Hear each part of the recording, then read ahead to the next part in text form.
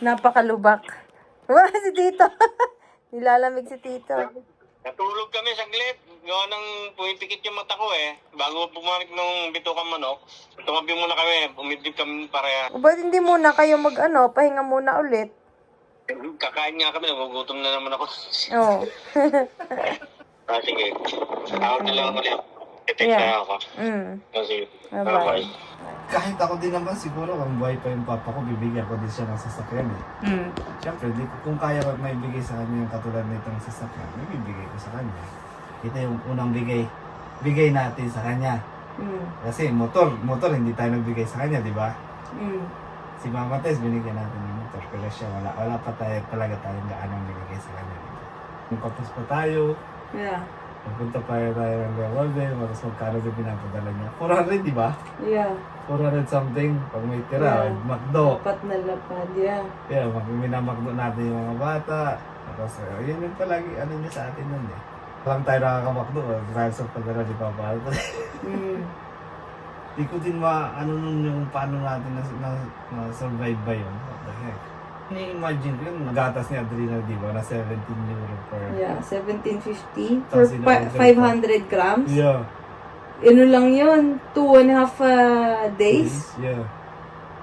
Dalawa madalas kasi yun lang kaya ng pera natin. Yeah. Tapos buntis pa ako nun. Yeah.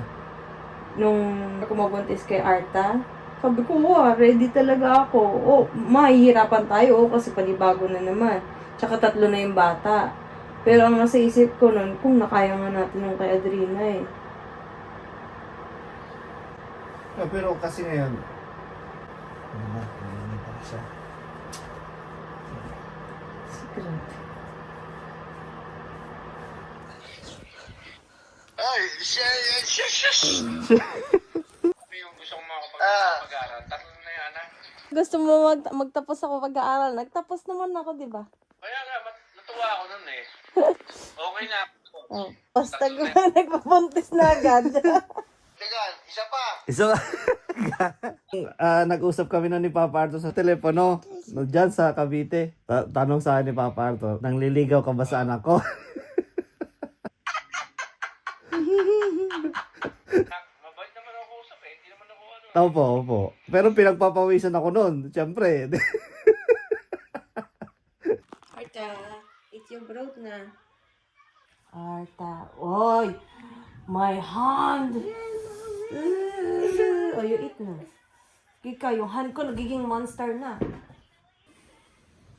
Ayaw kasi kumain. Gusto niya nagiging monster pag muna ako eh. Want mommy to turn into monster? Oh, you eat.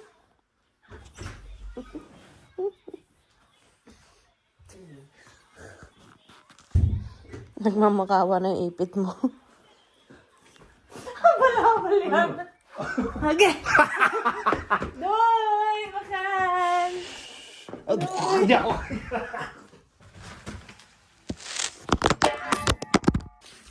Nakalimutan ko. Binigyan pala ako ni Ate Aliyah ng gift.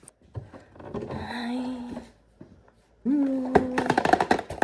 Unboxing yarn.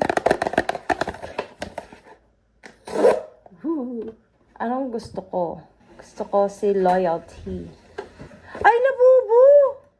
Labubo nga yan, katulad ko. Abubo. Akala ko yung katulad kila Adrina.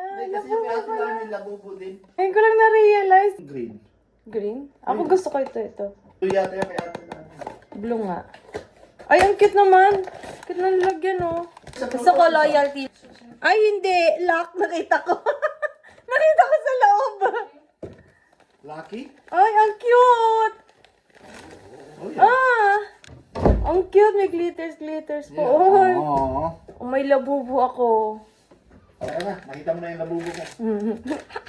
Tara na. Cute naman.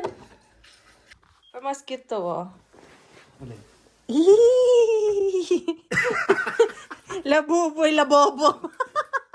Ako lababo. Bakit ikaw nag-design ng papangalan sa'yo? Sa sa akin may pangalan Sige, ako. Wala, Ito parang namimiss na ako nito eh. Pero may bago, oh. Flichertje. Ito lagi kong binibili dati. Ang diet dun sa pwede dyan. Gusto ko yung ano, ganito, yung vegan. Eh?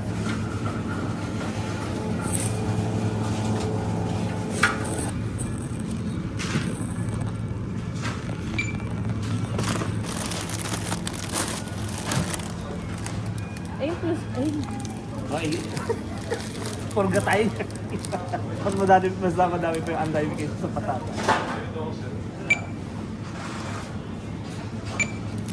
Oh, chicken, oo. Masarap yun. Masarap yun.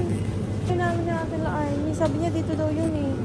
Lasang ano, basta, masarap. Ano ba yun? Hindi, parang hindi ba yun eh. Tawagan mo nga. Ay, sino ba yun? Oh? Ate La Arnie, di ba sa Plus mo binili yung ano? Ito ba yan? Oh, sige. Ox. Sabi ko gusto ko yun eh. Masarap nga siya. Okay daw. Okay. Yan lang. Okay, babush. Salamat. Happy New Year. Bye-bye.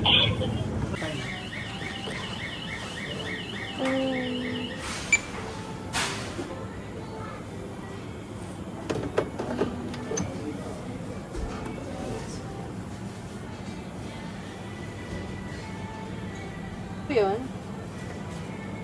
Ay, na-i-ready. Sway? Si...